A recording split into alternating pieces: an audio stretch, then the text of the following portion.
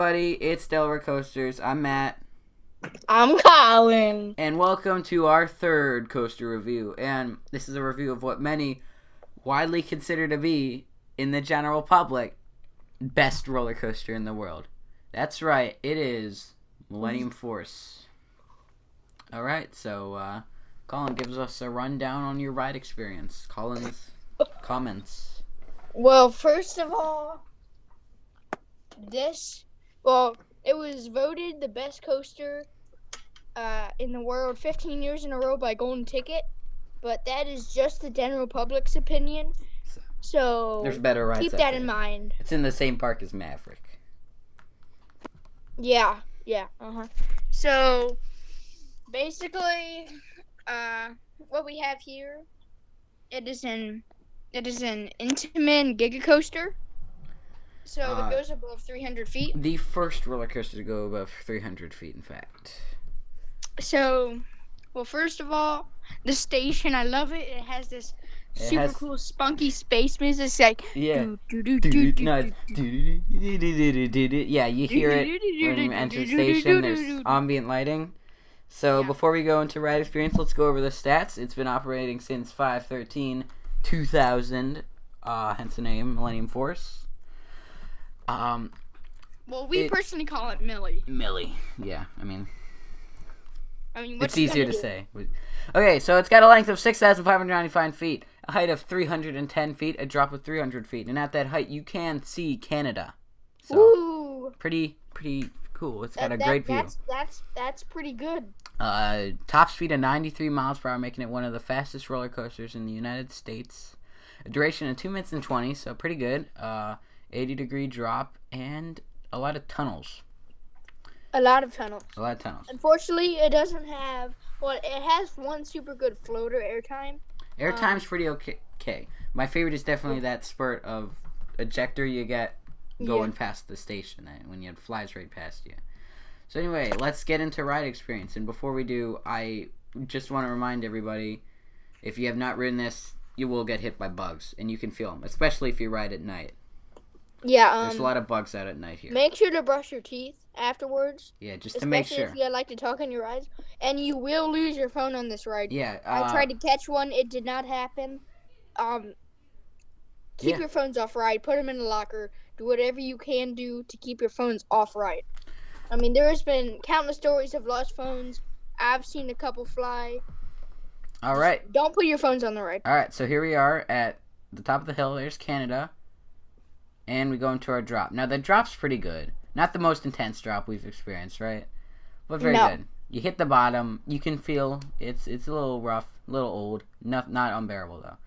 So you hit this big overbank turn and then another bank turn into the first floater airtime hill. Now, this is a good airtime hill. Very fun. You really feel yourself floating. And you hit this another really big bank turn into this overbank turn. There's a lot of overbanks, and since it was the first Giga, in all honesty, its layout's pretty simple.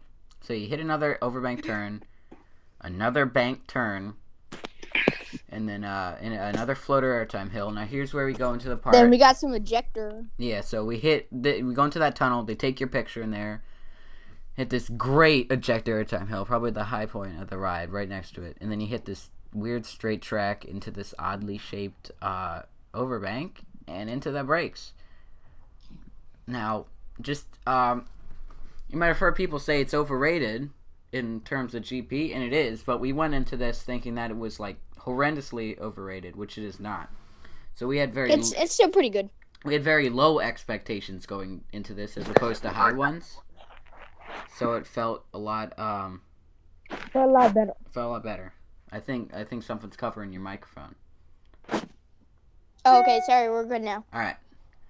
So, I enjoyed it. So, let's go into this point of discussion, and that is the intensity. Intensity, it's not super intense for how big it is. Yeah, I mean, average forces. It's not forceless, but it's not incredibly it's not forceful. forceless, but you could... You could say it's not forceless, but it's not super forceful. All right, it was fun and all, but it was just not super intense. So our next category is smoothness. So 8 out of 10. I mean, it's not. It's unbearable. like 16 years old now, so you It's gotta good. remember it's able to drive now. So I mean, and it's an Intamin, so you know. it's never Intamins are never rough. They're just a bit Yeah. rattly, and Yeah. they also the most forceful part of the ride is right after that first drop, probably. So that's where you feel the most shakiness, and you can feel the friction on the track. Yeah. But It's fun though. Make sure you get the blue coaster Blue at Train, least once. It's the best one. train number 1, that is definitely the best. And fun fact, we noticed this, they actually have little plaques printed inside of the trains at the foot where your restraints go into the train. And there's The restraints are awesome too. Just T-bars. T-bars, It would not be as good better as if they had clamshells, C-shells. but, Yeah. you know, B&M's perfected the restraints. So anyway, there's this little plaque that says Intamin Giga Coaster, first roller coaster over 300 feet. So that's a neat little Easter egg to check out. So Yeah. I don't know. Is there anything else we need to discuss? I I guess you want to talk about layout. guess the layout is pretty meh. Yeah, layout's average, and you gotta take into consideration, you know, the time period. It's the first Giga coaster. Yeah. Like So Fury it's 325 is much more superior and Intimidator, but it was fantastic when it opened. It's just fallen victim to the out of date syndrome. Yeah. So, is that all you wanted to discuss? Cause Yes. nothing else to discuss. Anyway. All right. Good ride. This 3/4 of a cornet. I would give it. No, I'll give it a cornet. I give it 5/8 out of a cornet. It's good, better than you'd expect it to be if you already have heard all the negativity about it. And in our 10 out of 10 score, I'd give it 8 out of 10, 8.5. Yeah, I'll give it an 8. 8 good, or 9. not as good as other rides in the park, but really good, better than you expect.